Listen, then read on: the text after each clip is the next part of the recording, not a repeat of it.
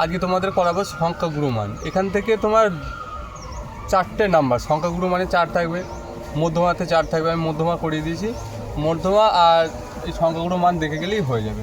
তাহলে গড় তোমরা তো পারবে, আর যদি না পারো আমার কমেন্ট সেকশনে জানিও, আমি বুঝিয়ে দেবো সহজভাবে। দেখো এই অঙ্কটা করবো, সহজভাবেই বোঝাবো। দেখো এটা দ্রব্যের আকারে নম্বর বলে দিয়েছে, 4 থেকে 8, 8 থেকে 12, 12 থেকে 16, 16 থেকে 20, 20 থেকে 24, 24 থেকে 28, 28 থেকে 32। আর পরিসংখ্যা কত বলছে? 9, 10, 18, 14, 10, 6, 3।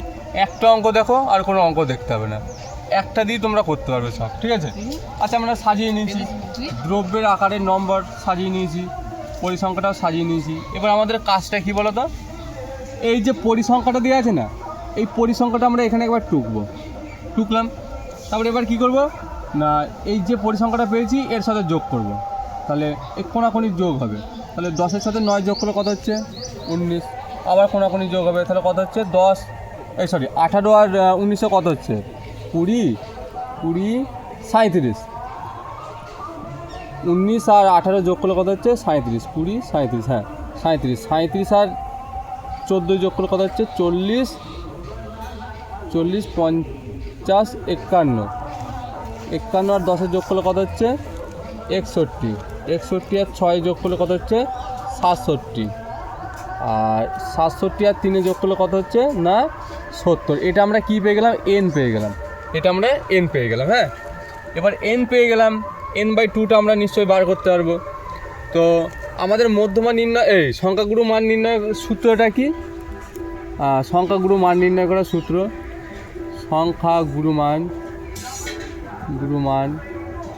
সংখ্যাগুরু মান নির্ণয় করার সূত্রটা কি?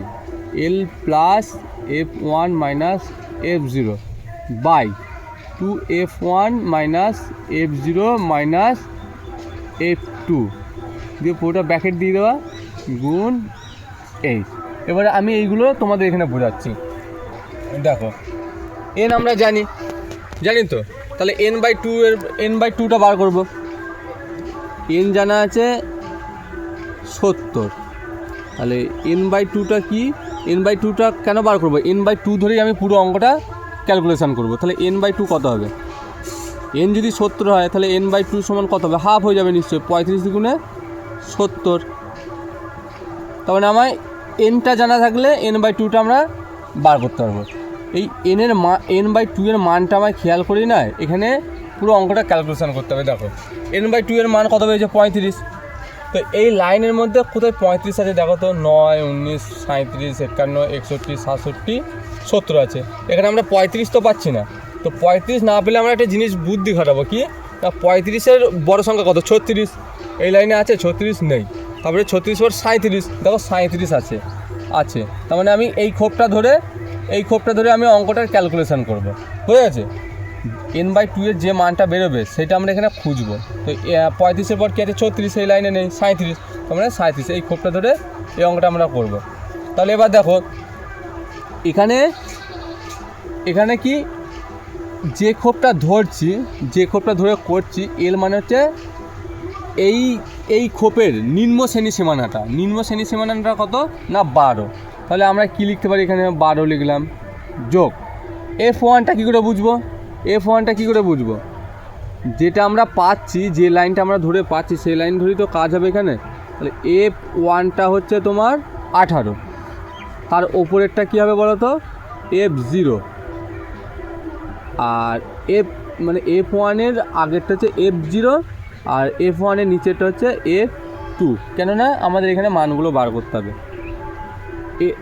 0, 1, 2, 1 জানতে পারলে 0ও জানতে পারবো, 2ও জানতে পারবো, কেননা এর ওপর নিচের মানগুলো ধরা হচ্ছে। তাহলে আমি এখানে বসাও, F1 মানে কত বললাম? F1 মানে হচ্ছে 18 মাইনাস F0 মানে কত হচ্ছে? F0 মানে 10 বাই 2-এর 2 লিখলাম। F1-এর মান কত? F1-এর মান হচ্ছে 18 মাইনাস F0-এর মান কত? F0-এর মান হচ্ছে 10 মাইনাস F2-এর মানটা কত? 14 পেয়ে গেলাম, 14 গুণ এই দেখো এইচের মানটা কি? এইচের মানটা হচ্ছে এদের মধ্যে ডিস্টেন্স, যে লাইনটা ধরে করাচ্ছি, যে খোপটা ধরে করাচ্ছি, এদের মধ্যে ডিস্টেন্স কত, মানে পার্থক্যটা 12 থেকে 16 যদি চলে যায়, 16 থেকে যদি 12 চলে যায় তাহলে কত হচ্ছে? ডিস্টেন্সটা 4 হচ্ছে। 4 বসালাম, তাহলে এই 12-12 লিখলাম, যোগ 18 থেকে 10 চলে গেলে কত হয়? 8 হয়। 18 দুগুণে 36 বিয়োগ 10 বিয়োগ 14 গুণ গুণ 4 মানে ইন্টু 4, তাহলে 12 লিখলাম, যোগ 8 লিখলাম। তো 36 থেকে 10 চলে গেলে কত হচ্ছে? 36 থেকে 10 চলে গেলে হচ্ছে 26। 26 থেকে যদি 14 চলে যায় কত হচ্ছে? তাহলে 12 হচ্ছে, গুণ 4, 3 4 12, তাই তো? 26, হ্যাঁ ঠিক আছে। তো 12 লেখো, যোগ কত পেলাম এখানে? 8/3। তাহলে 8কে 3 দিয়ে ভাগ করো। 8কে যদি তোমরা 3 দিয়ে ভাগ করো কত পাচ্ছি? 3 দুগুণে 6, 2 দশমিকের জন্য 0, 3 6 18, তাহলে 2 পাচ্ছি, দশমিকের জন্য 0, 3 6 18। দেখো একই সংখ্যা মানে চলে যাচ্ছে এরকম, 3 6 18, আবার নিচে 2 থাকবে, এভাবে কন্টিনিউ চলে আসে একই নাম্বার। তাহলে এইখানে একটা সেই পুনঃপণিকের মানে পুনঃপণিকের অঙ্ক তোমরা করেছো যে পরপর যদি 3টে সংখ্যা সেম থাকে তাহলে কি করতে হয়?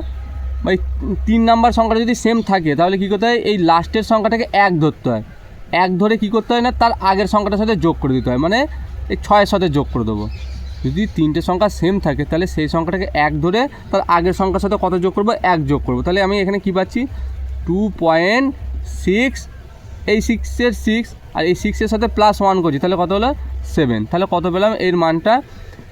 তোমার 12 প্লাস 2.67, তাই তো? তাহলে 12 আর 2 কত?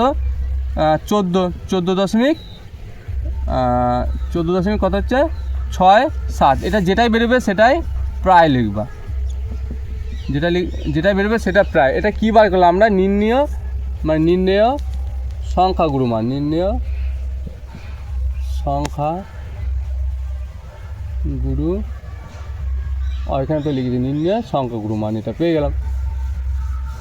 খুব সহজ অঙ্ক, মানে এই সূত্রটা একটু মনে রেখে দেবা, L + F1 - F0 / 2F1 - F0 - F2 × A। সবগুলো বুঝিয়ে দিয়েছি যে F1 কি, F0 কি, বা এই যে মানটা কত, এখানে কোন খোপটা ধরে করতে হয়।